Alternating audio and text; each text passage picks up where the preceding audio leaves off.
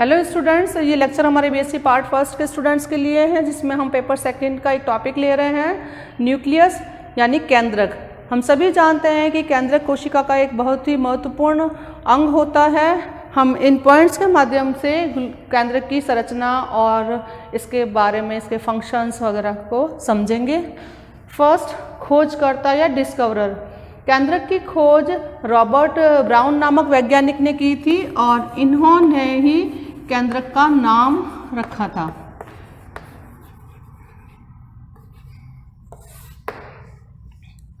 The term nucleus is coined by Robert Brown, और ये खोजकर्ता भी थे इस अंग के। लोकेशन, जनरली सेल के सेंटर में न्यूक्लियस की पोजीशन होती है most of the animal cells, but plant cell के अंदर वैक्यूल, बहुत बड़ी वैक्यूल की प्रेजेंस होने की वजह से न्यूक्लियस पेरिफेरी की तरफ धकेल दिया जाता है in plant cells. Third one is karyology. हमारा जो थर्ड पॉइंट है karyology means study of the nucleus is known as karyology. हम कैरियोलॉजी एक ऐसी ब्रांच है साइंस की जिसके अंदर हम केंद्रक का अध्ययन करते हैं। अगर हम नंबर की बात करें तो एवरी सेल में एट लीस्ट कम से कम एक न्यूक्लियस हर कोशिका में ज़रूर होगा, ज़्यादा भी हो सकते हैं, और कुछ अपवाद ऐसे भी हैं जिनमें न्यूक्लियस होता ही नहीं है। लाइक आरबीसी जो है, मैमल्स की आरबीसी के अंदर न्यूक्लियस नहीं पाया जाता। शुरुआत में तो होता है, बट जैसे ही परिपक्व होती है हमारी red blood corpuscles, red blood cells, तो उनमें से न्यूक्लियस डिसअपीयर हो जाता है। दूसरा जो है प्लांट सेल के अंदर सीव ट्यूब्स, सीव ट्यूब्स के अंदर या सीव सेल्स भी कहते हैं, इनमें न्यूक्लियस की एब्सेंस होती है। They don't have any nucleus in them. अगर दो न्यूक्लियस प्रेजेंट हो एक ही सेल में तो उस सेल को हम बाई न्यूक्लिएटेड सेल बोलेंगे। पैरामीशियम एक ऐसा ऑर्गेनिज्म है जो कि वन सेल का बना हुआ है, यानी यूनिसेलुलर या ए सेलुलर ऑर्गेनिज्म है, जिसमें दो न्यूक्लियस पाए जाते हैं, मैक्रो न्यूक्लियस और माइक्रो न्यूक्लियस। एक न्यूक्लियस बड़ा होगा और एक न्यूक्लियस छोटा होगा पैरामीशियम में, जो कि एक प्रोटिस्ट है। दूसरा हम पढ़ते हैं मल्टी न्यूक्लिएटेड सेल। अगर सेल में एक से ज़्यादा न्यूक्लियस प्रेजेंट हो तो हम उन कोशिकाओं को बहुकेंद्र की कोशिकाएं या मल्टी न्यूक्लिएटेड सेल्स बोलेंगे। ये भी दो टाइप की होती हैं। फर्स्ट है सिनोसाइट।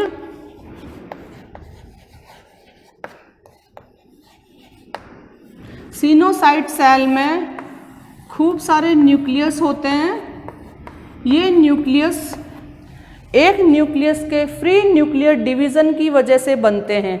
एक न्यूक्लियस के अंदर मुक्त केंद्रकीय विभाजन होगा और एक ही सेल में बहुत सारे न्यूक्लियस बन जाएंगे, तो इस टाइप की सेल सिनोसाइटिक सेल कहलाती है। दूसरा जो बहुकेंद्रकीय कोशिका या मल्टी न्यूक्लिएटेड सेल का उदाहरण है वह है सिनसाइसियम।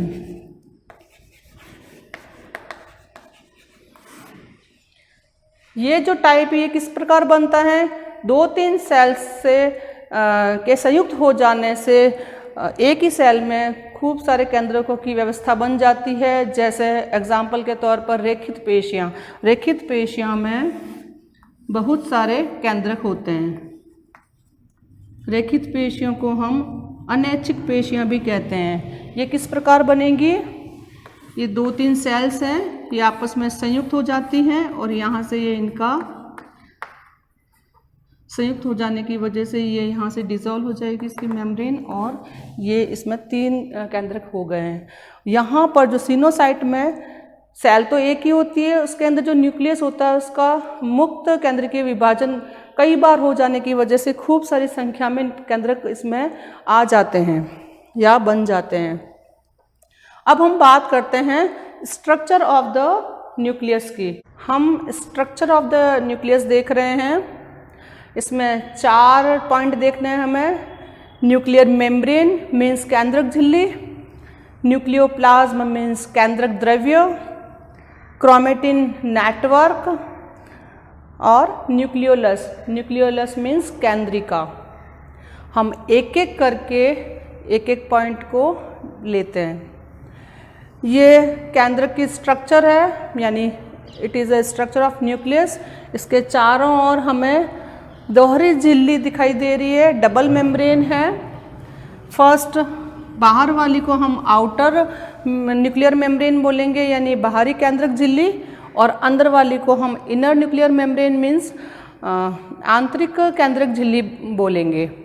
सेल के अंदर 3 ऑर्गेनेली ऐसे होते हैं जिनके चारों ओर डबल मेम्ब्रेन पाई जाती है। पहला है न्यूक्लियस, दूसरा है माइटोकॉन्ड्रिया और तीसरा है प्लास्टिड। इन तीनों कोशिकाओं के चारों ओर दोहरी झिल्ली होती है। इसके अलावा जो सिंगल मेम्ब्रेन के बने हुए कोशिकांग हैं, जैसे स्फीरोसोम्स हैं, लाइसोसोम्स हैं, एंडोप्लाज्मिक रेक्टिकुलम है, और राइबोसोम जो है, राइबोसोम झिल्ली रहित कोशिकांग है। तो हमें यहाँ ये ध्यान रखना है कि कोशिका के अंदर 3 ही ऐसे कोशिकांग हैं जिनके चारों ओर डबल मेम्ब्रेन पाई जाती है। तो ये बात हो गई आउटर न्यूक्लियर मेम्ब्रेन और इनर न्यूक्लियर मेम्ब्रेन की। इन दोनों के बीच में जो स्पेस होता है, जो जगह होती है, उसको हम पेरी न्यूक्लियर स्पेस बोलते हैं, और उस स्पेस की जो मोटाई है वो है 150 से 100 एंगस्ट्रॉम। आप यहाँ पर देख रहे होंगे कि ये कंटिन्यूस नहीं है, ये केंद्रक झिल्ली, इसके बीच बीच में पोर्स हैं। ये जो छिद्र हैं ये केंद्रक छिद्र या न्यूक्लियर पोर कहलाते हैं, और इनका जो व्यास है, इनका जो डायमीटर है वो है 300 से 1000 एंगस्ट्रॉम। ये पोर भी अपने आप में बहुत कॉम्प्लेक्स स्ट्रक्चर होती है। ये 100 से भी ज़्यादा प्रोटीन्स की बनी हुई होती है, और इन्हीं पोर के माध्यम से अंदर से मॉलिक्यूल्स का आवागमन सेल के साइटोप्लाज्म में होता है। केंद्रक से बाहर निकल सकते हैं इन पोर्स के द्वारा, mRNA है, या बाहर से कोई मटेरियल अंदर जा सकता है, जो हम आगे बात करेंगे कौन सा मटेरियल अंदर जाएगा। नेक्स्ट हम लेते हैं न्यूक्लियोप्लाज्म मीन्स केंद्रक द्रव्य।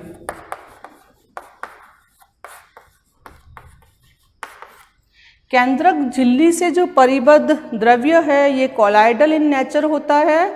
इसको हम न्यूक्लियोप्लाज्म या केंद्रक द्रव्य बोलते हैं। इसके अंदर ये क्रोमेटिन नेटवर्क और ये न्यूक्लियोलस धसे रहते हैं। इस न्यूक्लियोप्लाज्म में कई सारे ATPs, DNA polymerases, RNA polymerases, nucleosidase, nucleosides, nucleotides etcetera, कुछ मिनरल्स, ये सब इस न्यूक्लियोप्लाज्म में पाए जाएंगे। तो हम यहाँ पे इनको लिख देते हैं कि इस कॉलाइडल मटेरियल में क्या क्या होगा। डीएनए पॉलीमरेज, पॉलीमरेज को मैं पॉल ही लिख रही हूँ, आप पूरा लिख देना।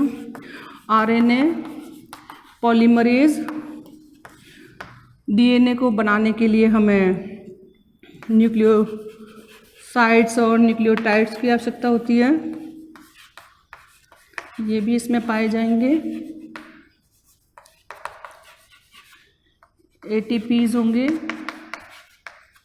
कुछ आयंस होंगे, minerals.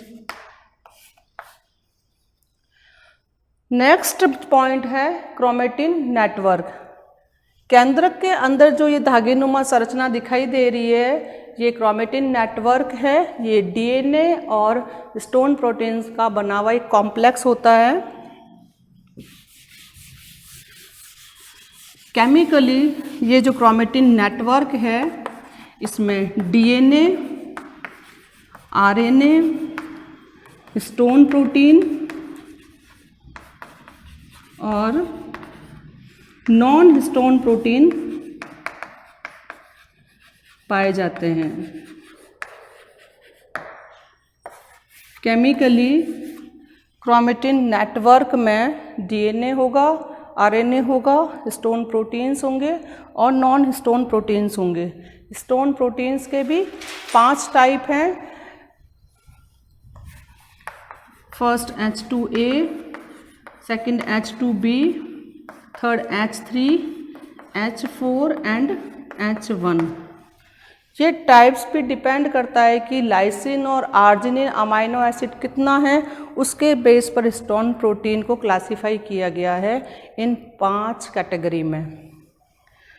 Last one is nucleolus.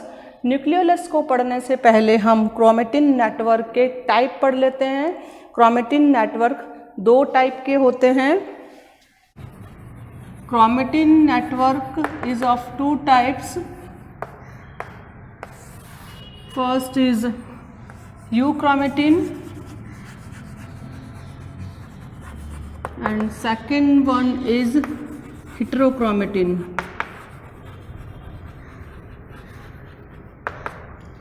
इन दोनों टाइप के क्रोमेटिन नेटवर्क में कुछ डिफरेंसेस हैं जिनको हम 1 बाय 1 देख लेते हैं। यूक्रोमेटिन को जब स्टेन करते हैं तो ये लाइट स्टेन लेता है, जबकि हेटेरोक्रोमेटिन डार्क स्टेन लेता है। इट टेक्स लाइट स्टेन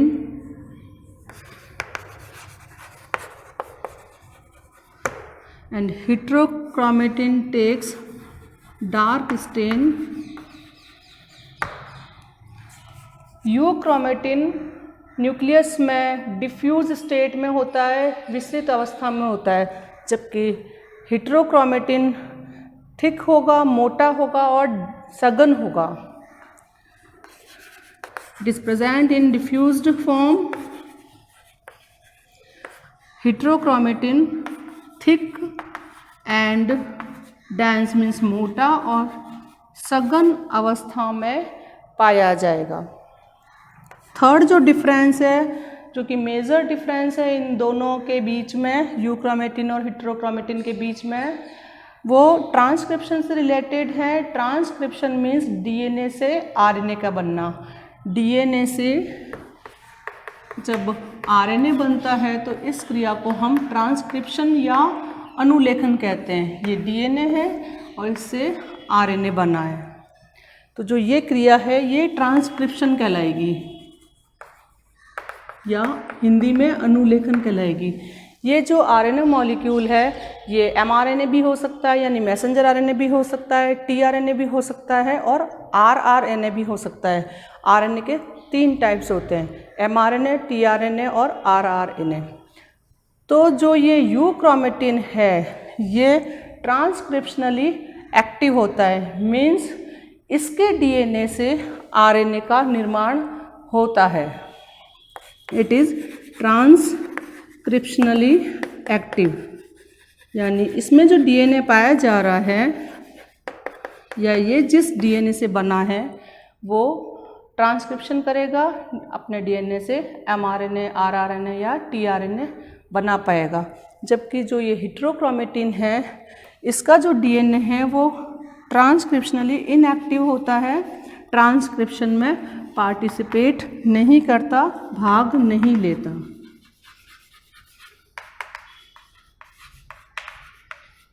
हेटेरोक्रोमेटिन कभी भी ट्रांसक्रिप्शन वाले प्रोसेस में भाग नहीं लेता, मतलब इनके डीएनए से कोई भी प्रकार का आरएनए नहीं बनता है।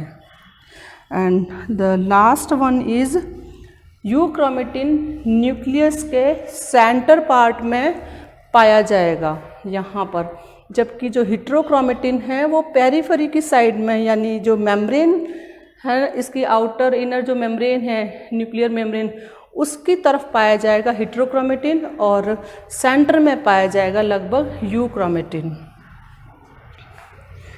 It is present centrally in the nucleus और it has position at periphery और नियर द न्यूक्लियर मेम्ब्रेन। तो ये जो डिफरेंस था यूक्रोमेटिन और हेटेरोक्रोमेटिन का। अब हमारा एक लास्ट टॉपिक रह गया है स्ट्रक्चर ऑफ द न्यूक्लियस में, दैट इज न्यूक्लियोलस। न्यूक्लियोलस एक स्ट्रक्चर होती है जो कि न्यूक्लियस में पाई जाती है और ये जो स्ट्रक्चर है ये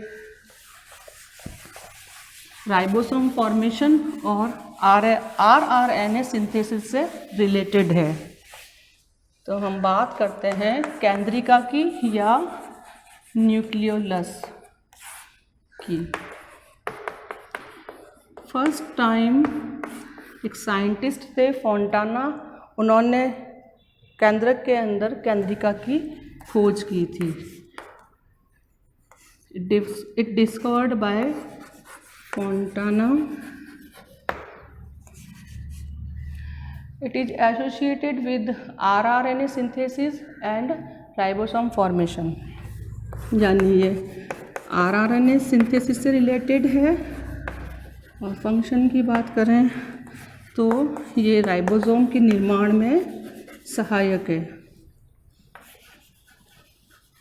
हम इनको राइबोसोम बनाने की फैक्ट्री भी कह सकते हैं। जनरली एक केंद्रक के अंदर एक ही केंद्रिका होती है, बट मानव की जो सेल है, ह्यूमन सेल के अंदर एक केंद्रक में 5 केंद्रिकाएं पाई जाती है। वैसे ही प्याज की सेल में 4 केंद्रिका पाई जाएगी, यानी डिफरेंस भी हो सकता है, but generally 1 nucleolus in 1 nucleus. अब हम बात करते हैं फंक्शंस ऑफ द न्यूक्लियस, केंद्रक के कार्य। हम जानते हैं कि केंद्रक सेल का बहुत ही वाइटल ऑर्गेनेली है, बहुत ही इम्पोर्टेंट पार्ट है, because it contains genetic material of the cell. तो हम एक एक करके फंक्शंस को देखते हैं न्यूक्लियस के। First function is from genetic information, मतलब सेल के केंद्रक के अंदर सेल की सारी आनुवांशिक सूचनाएं निहित रहती है। दूसरा, ये इन आनुवांशिक सूचनाओं के ट्रांसमिशन में सहायक हैं, 1 generation to next generation.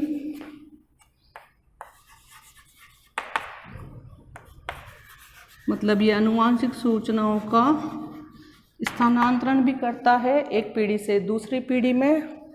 Cell division में भी केंद्रक का योगदान रहता है, क्योंकि बिना केंद्रक विभाजन के कोशिका द्रव्य का विभाजन नहीं हो सकता। फोर्थ, ये सेल के अंदर होने वाली जितनी भी मेटाबॉलिक एक्टिविटीज़ हैं और सेल का जो उपापचय है उसके ऊपर कंट्रोल रखता है, और सेल के जितने भी अदर ऑर्गेनेलीज हैं उनके बीच में, उनकी एक्टिविटीज़ के बीच में कोऑर्डिनेशन बनाने का काम भी करता है। Means it controls all the metabolic activities of the cell. इसीलिए इसे कंट्रोलर ऑफ द सेल या डायरेक्टर ऑफ द सेल भी कहते हैं। और जो लास्ट हमारा फंक्शन है वो वेरिएशन से रिलेटेड है। हम जानते हैं कि सेक्सुअल रिप्रोडक्शन के दौरान क्रोमोसोम में जब भी मियोसिस होता है तो जीन विनिमय की घटना होती है। उसकी वजह से स्पीशीज़ के विभिन्न जो मेंबर्स हैं उनमें विभिन्नताएं आती है। तो ये सब था हमारे केंद्रक के फंक्शंस के बारे में। See you in next lecture. So thank you very much.